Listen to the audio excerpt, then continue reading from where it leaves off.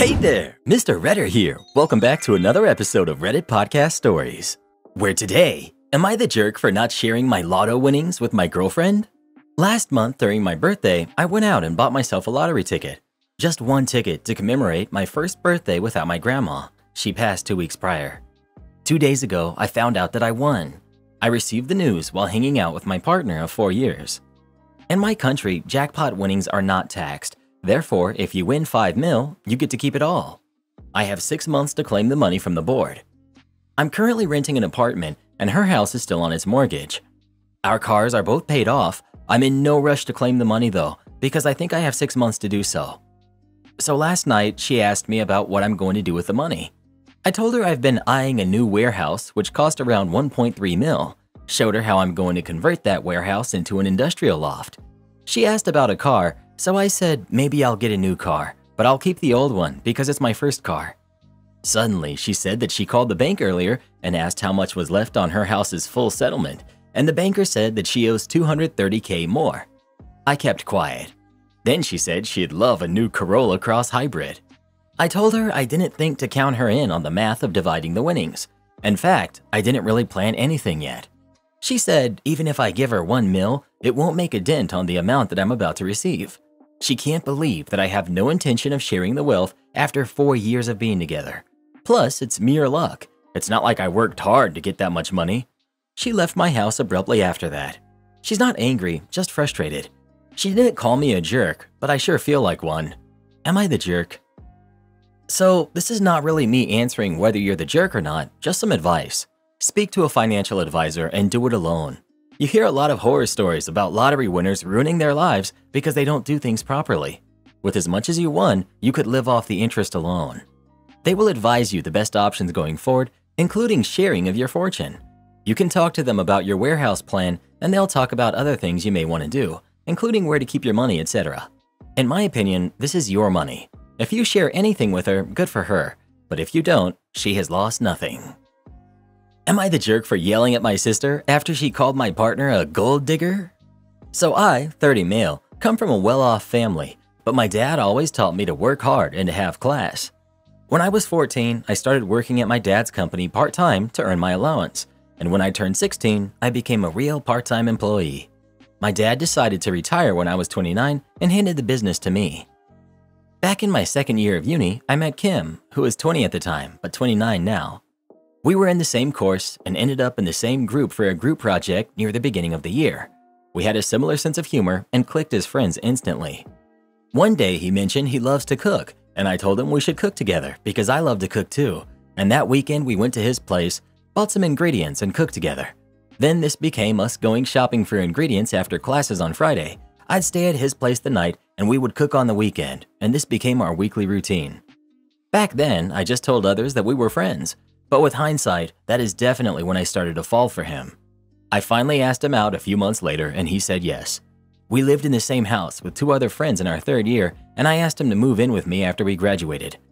From the beginning, I told Kim I would not care if he didn't work, but he insisted he wanted to contribute financially. But after about a year, I had to make him stop due to differences in our incomes.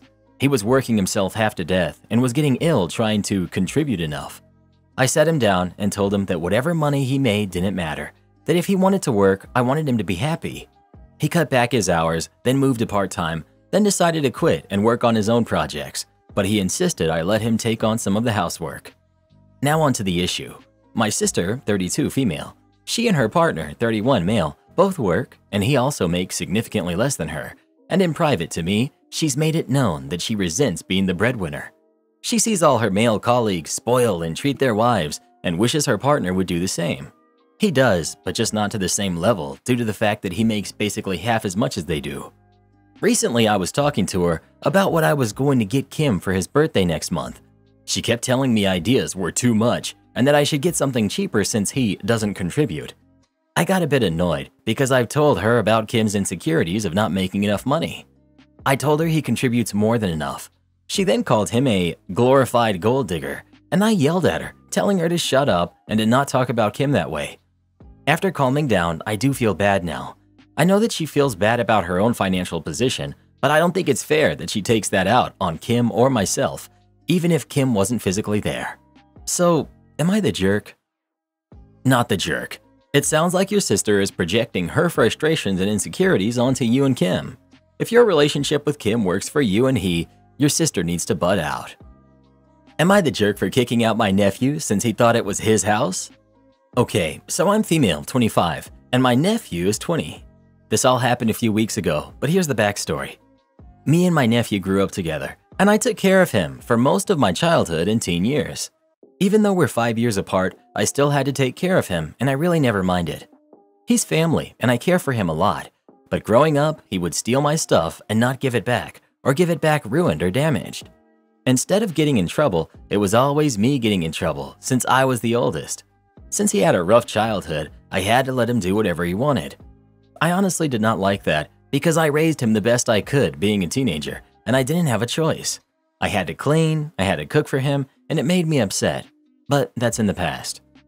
Currently, I have an apartment and I needed help paying rent, and my nephew offered to live with me and pay some rent. His college is a 10-minute drive away from there, and where we used to live, it's like a 40-minute drive, so he moved in with me. At first, he was paying it, and then slowly he stopped paying it. Obviously, I let him know that he does have to pay rent, and that if he could pay me soon, and he never did. He just said that since I'm his aunt and I'm older, I have to pay for everything for him, which really upset me.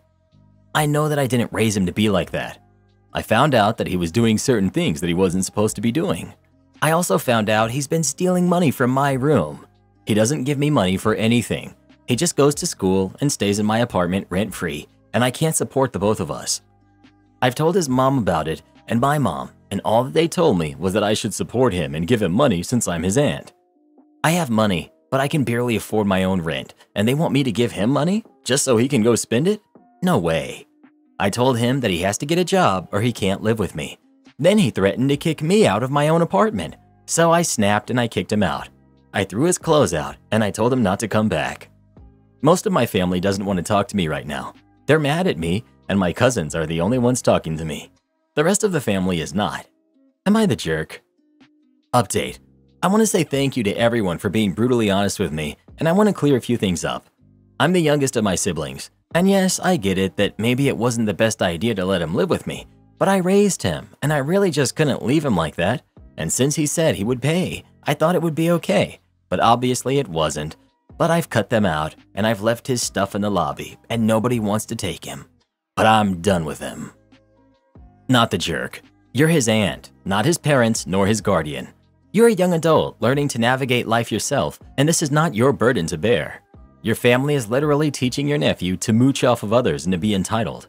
You shouldn't have been in that position to raise him to start with. If he's unable to support himself, he should move back in with his parents.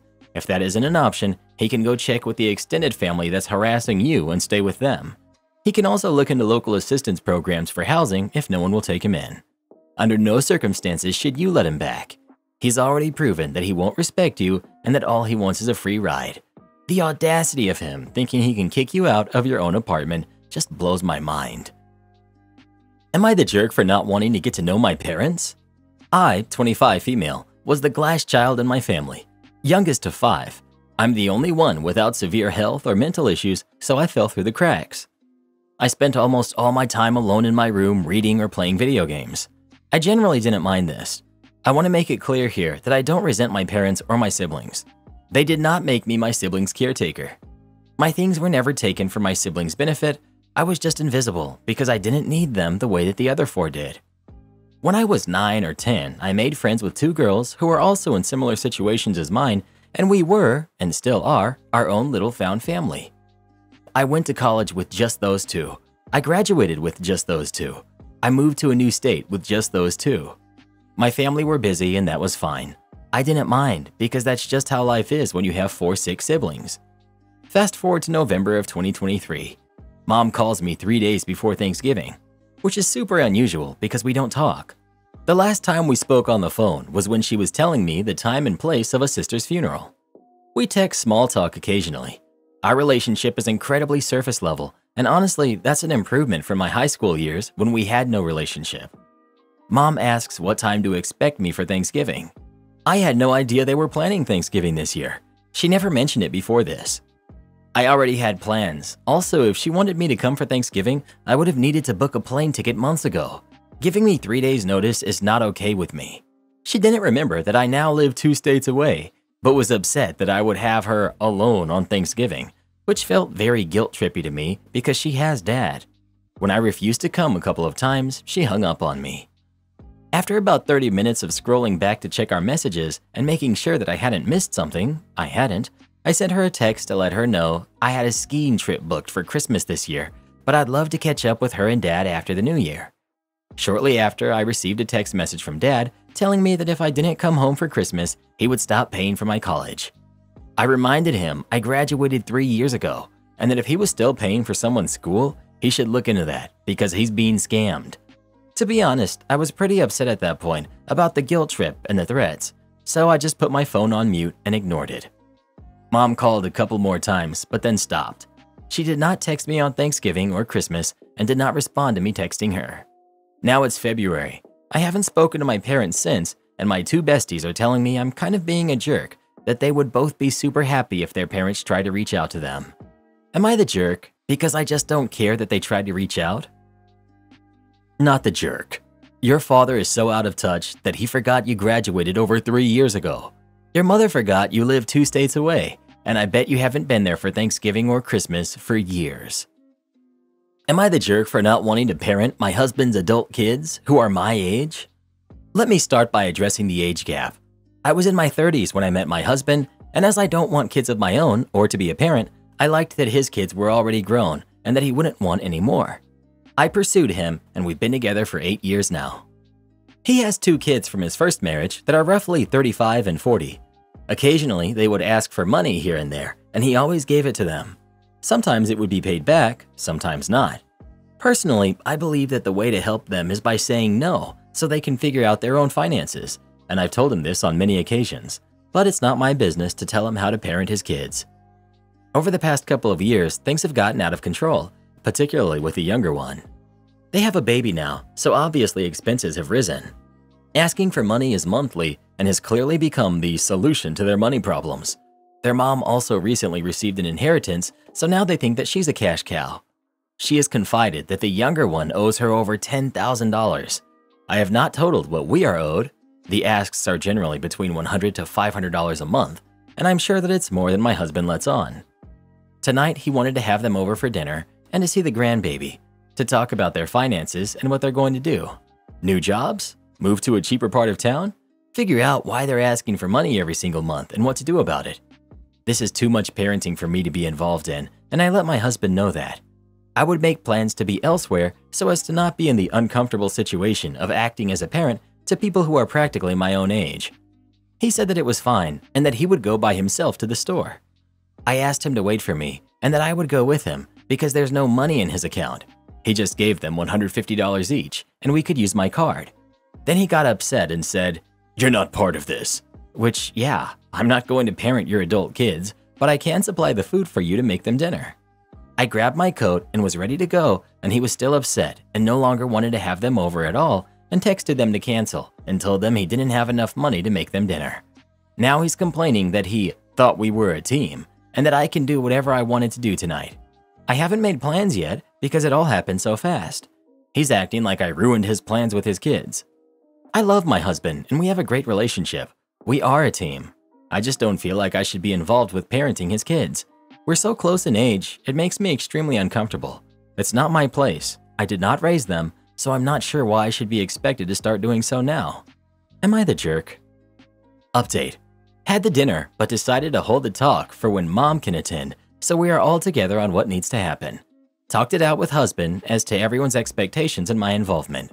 Thanks to everyone who helped me look at this from both sides. I appreciate everyone's opinion. I convinced him to keep the dinner on schedule. As the day has progressed, he actually started to get more and more nervous about the talk.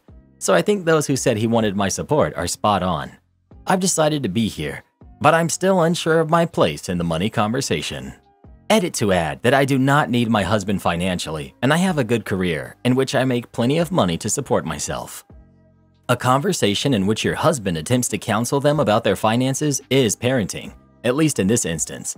It's not the same as a friend who isn't loaning money speaking to a friend about finances. They're his kids, they're adults, but he's still parenting them.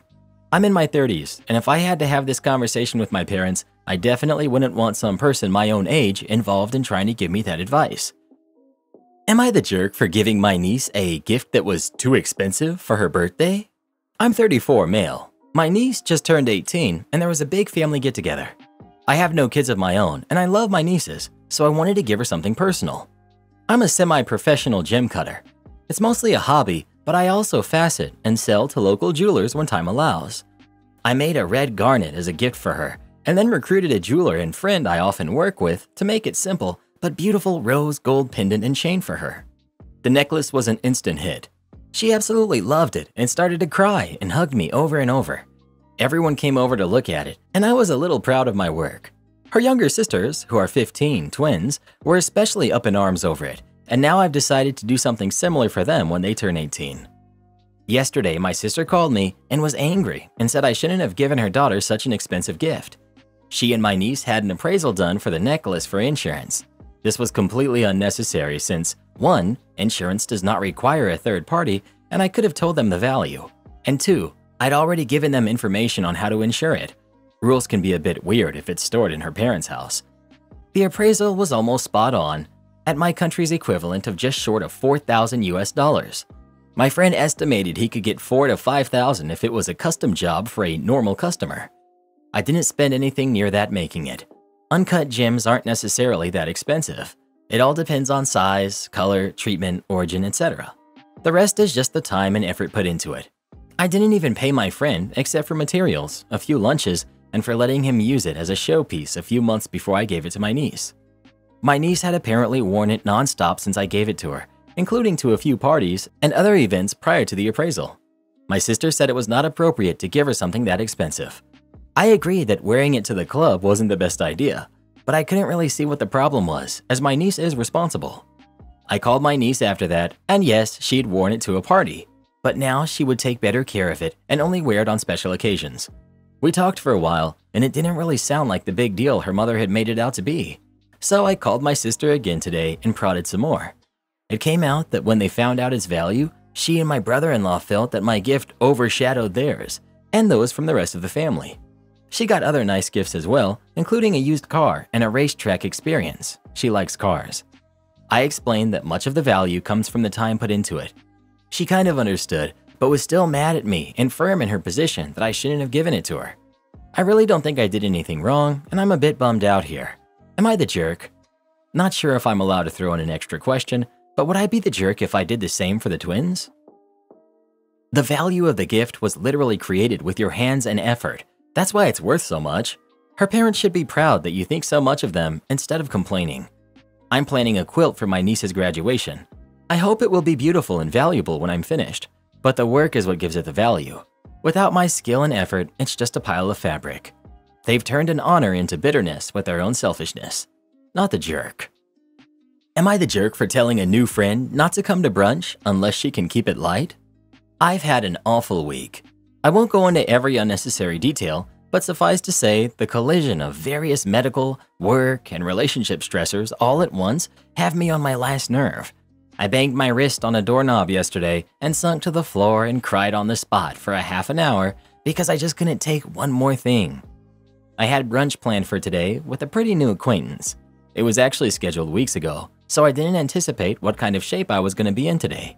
We've hung out a handful of times and we have a lot in common, and she has a bit of an oversharing problem. My life sucks right now because I'm like a lightning rod for 2 years worth of crap that goes wrong to happen all at once. Her life sucks for more long-term family and mental health related reasons, which she started going into with ever-increasing levels of detail. I'll be honest, it's way too much for how little we actually know each other, and I'm really not in a place to become close friends with someone who chronically does not have a modicum of their crap together.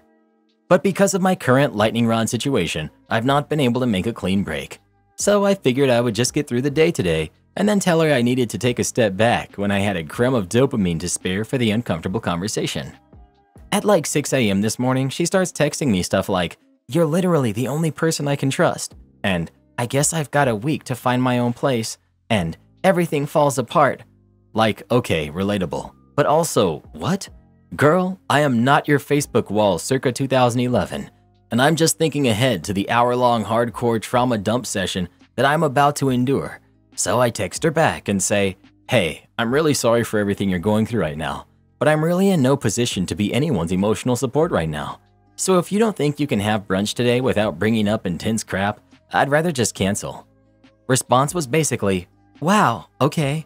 Followed up several hours later with a bombardment of tweets about how the world doesn't revolve around me and how she's so sorry that the crap going wrong in her life right now didn't want to wait until it was convenient for me. But it sucks to be vulnerable and in need of a listening ear and be told essentially to just shut up. Also that I care more about enjoying my brunch than I do about being an empathetic person. Now I don't know if my exhaustion and stress made me act like a jerk or if it made it justified to want to have a meal where I could actually relax for an hour. I'm actually going to say not the jerk.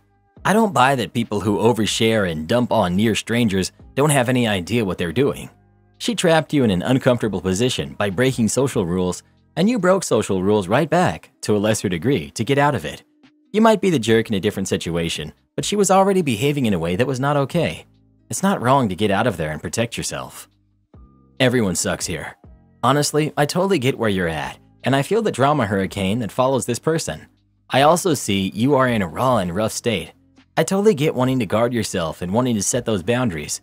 You could have chosen a much more diplomatic way to state the obvious there, Captain. Someone else said if this is the way you both are, then maybe it's good the friendship is on its way out. Not all people vibe, and that's okay. You're the jerk so much. Hey, I'm sorry to hear that, but I've had a horrible week, and I just want to scream my pain into the void, and I'm definitely not in the headspace to be a good friend right now. I need to cancel brunch until a time when I can actually hear you. Thank you for understanding. You need to grade my test accurately. It's for a scholarship. I really try to be a positive and supportive, caring college instructor. My clientele are mostly college-age students enrolled in what is basically a pre-algebra course my community college likes to call college math. I have the occasional young whiz kid who enrolls in my course to be super advanced, but for the most part, young adults in their 20s and 30s are who I teach, and solving systems of equations by substitution is currently what I teach them. I have many students who struggle and require additional tutoring, and I'm always happy to oblige. There's this one student who I wish would show up to our makeshift tutoring group, but who never does. Let's call her Mara.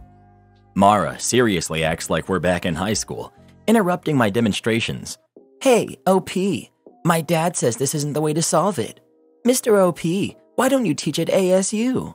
Our partnering major university we transfer students to. What did you do wrong that you're teaching at this place? The list goes on and on. We have an exam that about half the class got a 90 or better on, followed by most of the rest getting B's and C's, etc. I know that this community college, despite its cheap cost, still has many students on full scholarships for one thing or another, whether it be sports, personal hardships, activities, etc. That being said, if I notice a student tank the test, I may just grade the thing on a curve to allow them to get the most points possible. This is what I chose to do for Mara, and she wound up with an 18 out of 25 on her exam. I typed in the score and took a glance at her paper afterward and realized that she actually missed yet another question, a major one that would have brought her grade super low. I decided to look the other way, part laziness, part being nice.